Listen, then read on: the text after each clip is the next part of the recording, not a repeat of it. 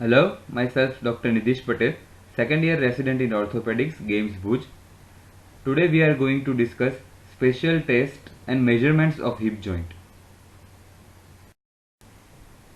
First we are going to discuss linear measurements around the hip joint that includes apparent length and true length. First, apparent length. It is functional length of affected lower limb. It shows the compensation that the patient has developed to conceal any fixed deformity around hip joint. Prerequisites are patient should be in straight line with affected limb it is parallel to the normal limb and deformities should not be corrected. It is measured from fixed midpoint, that is staph sternum or umbilicus, to the posterior-inferior tip of the medial malleolus. Now the true length. It is anatomical length of the affected limb. It is measured from the anterior superior iliac spine to the tip of medial malleolus. Prerequisite are patient should be in straight line and all deformities are corrected and the limbs are kept in identical corrected position. In a suspected case of limb length disparity, its effective assessment should be done in ambulatory patients by block adjustment method in standing weight bearing position. Usually patient compensates shortening by abducting the limb, thereby making the pelvis on that side tilt downwards.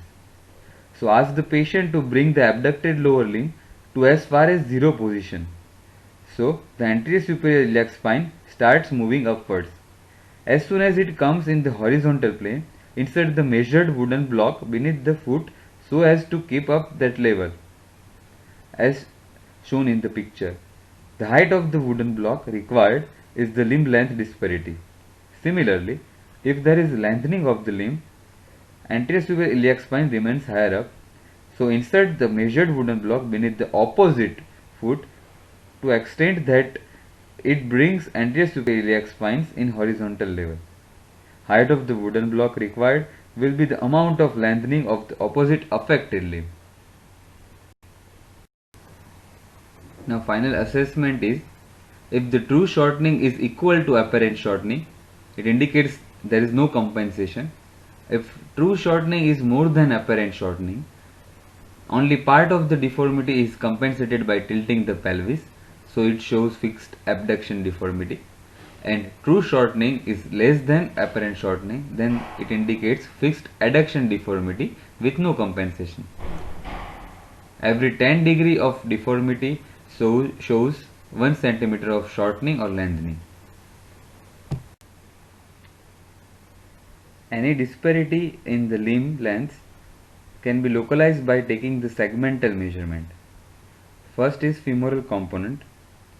It is divisible into two segments, infratrochanteric and supratrochanteric. First, infratrochanteric, it is from the tip of greater trochanter to the knee joint line, and supratrochanteric measurements for the length of neck and head of femur. In the tibial component, it is from center point of the medial knee joint line to the tip of medial malleolus. A quick assessment of limb length disparity can be done by eliciting Alice or Galeazzi sign.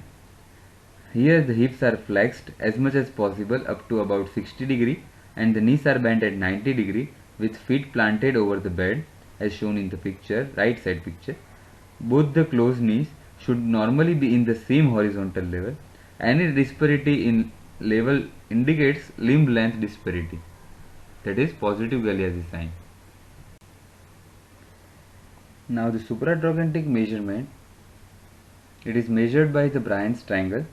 Now how the Bryan's triangle is formed? First, square up the pelvis. A perpendicular line is drawn down from the anterior superior iliac spine to the bed or couch, that is perpendicular line. And second is from the tip of greater trochanter, draw a perpendicular line over the first perpendicular line, that is base. Then join the tip of greater trochanter to the anterior superior iliac spine, that is hypotenuse line. Now there is shortening of the line drawn from the tip of greater trochanter, that is base.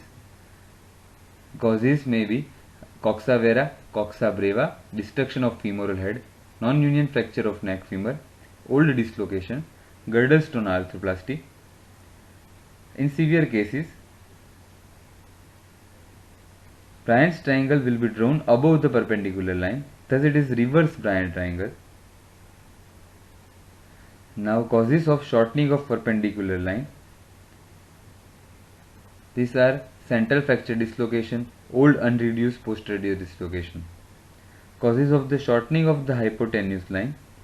This is central fracture dislocation of hip, old fractured neck femur with neck absorption, absence of head due to disease or surgery, protrusio acetabuli. Disadvantage of Bryant's triangle: in the bilateral affection of the hip, excision of the anterior suprailiac spine. For the bone graft limb disarticulated at the hip, Bryant's triangle has no significance nor can be drawn on the affected side.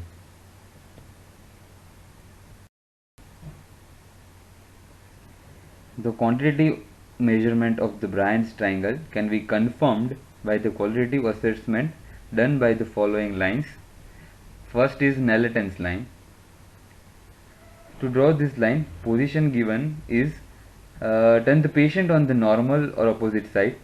The limb preferably bent 90 degrees at the hip and knee. A line is drawn from the sharpest bony point on the ischial tuberosity to the anterior suprailiac spine.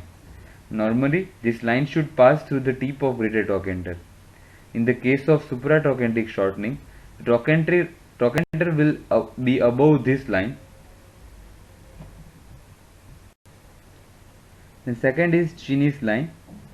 The lines joining the two anterior suprailiac spines and the tips of greater trochanter should be parallel. If the tip of trochanter is upridden, then the lines will converge on that side.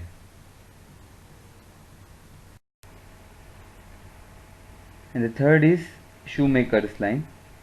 The patient lies in supine position. A line joining the trochanteric tip and the anterior suprailiac spine is prolonged in its direction on the abdomen on each side. Normally, these lines should meet in the central line at or above the umbilicus. In the case of riding of the trochanter, the line on that side will meet in counterpart below the umbilicus on the opposite side. In the case of bilateral coxa or congenital dislocation of hip on bilateral side, both lines will meet in the center but below the umbilicus. Kothari's angle. It is useful in very painful hip where squaring of hip is not possible. Three lines are drawn. Line A is joining both ASIS, line B joining suprasternal notch to the pubic symphysis, and line C perpendicular line joining both ASIS to the line B. If this line is lower, then abduction deformity is there, and if line is above, then adduction deformity is there. After the linear measurements, circumferential measurements are done. It is done at the affected site, like to indicate swelling or widening or collection or wasting. For the wasting, it is measured ideally at the mid thigh on the both sides to indicate any muscular wasting or hypertrophy. However, it can also be taken at equidistant points from the fixed points. It is 10 to 15 cm from the apex of patella on the either side, and measurements are compared to the normal side.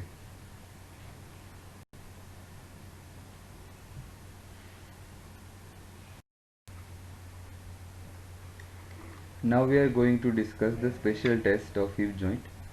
First is Thomas test. It is the test used to measure the fixed flexion deformity at the hip joint. The patient lies supine on the firm flat surface. The examiner gradually flexes the normal hip, holding the bent knee till the compensatory lordosis is obliterated. This should be judged by insinuating the hand between back and the bed. When the fingers can no longer be insinuated, the flexion of the normal hip is stopped. In this manner, the affected hip, if in the fixed flexion deformity, will automatically be lifted anteriorly up to the certain angle. While the normal hip is kept in the flex position, the affected hip is actively extended as far as possible, keeping the limb in neutral longitudinal alignment. Now the angle between the back of the thigh and the bed is angle of fixed flexion deformity.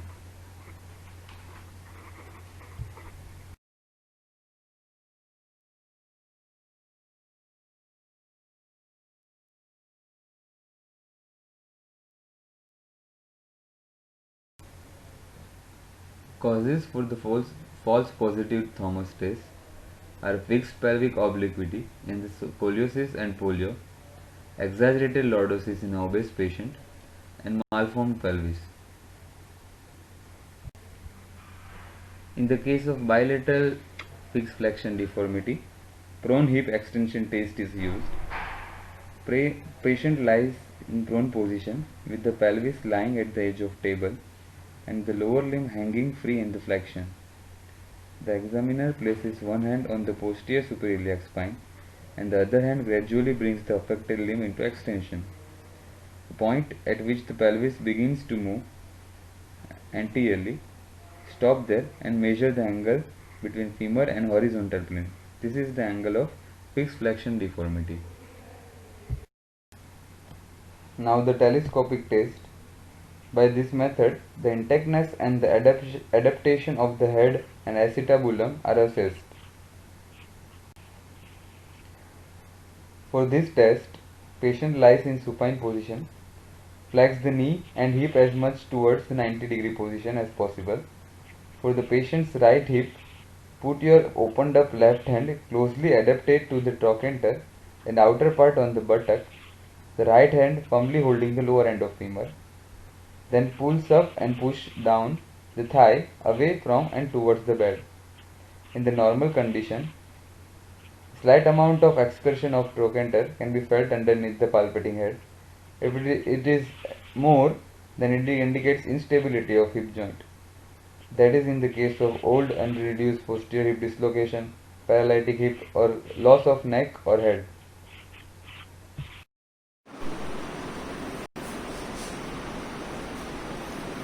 Telescopy test.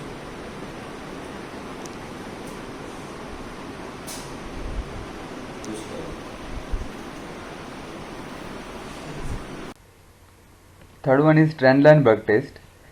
The principle of this test is to examine the strength of the abductor mechanism of the hip. Normally, in a one-leg stance, the pelvis is raised up on the unsupported side. If the weight-bearing hip is unstable, the pelvis drops on the unsupported side. To avoid falling, the patient has to throw his or her body towards the loaded side. In this abductor mechanism of hip, fulcrum is head of femur, load arm is weight of the body, and low power arm is abductor muscle around the hip joint. Lever is neck and the trochanter of the femur.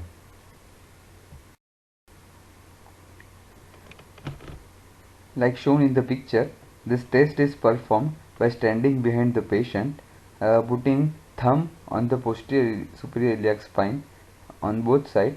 Here we can see in first picture, patient is standing on both legs. Both posterior superior iliac spine is at the same level. Like in the second picture, patient is standing over the normal leg. Here we can see there is lowering down of the posterior superior iliac spine or iliac crest on the healthier side, and opposite hip is elevated. Like in the third picture, patient is standing on the diseased leg, so the opposite pelvis droop down and the opposite iliac crest and posterior superior spine lower down and healthier side gets elevated. This is the positive Trendelenburg test. Prerequisites of the test shown in the picture. Not to very painful performed by standing behind no abduction or adduction deformity. Quadratus lumborum must be normal. Sacroiliitis must be absent. Test compositive here we can see of hip abductors, first picture, that is in poliomyelitis. Patient is standing, shortening of femoral neck, that is coxa vera. Both dislocation of iliac spine is at the same level. Like causes of false in the positive second test picture, is patient painful is hip, poor standing balance, over the uncooperative normal patients, leg. scoliosis. For false negative test, Here we can due to see, use of here we can suprapelvic see muscle by the there is patient, lowering use down of psoas of the or rectus posterior femoris, superior iliac wide spine lateral or iliac crest translocation of trunk on to allow the balance healthier over side, the hip as a and fulcrum. opposite hip is elevated. Like in the third picture, patient is standing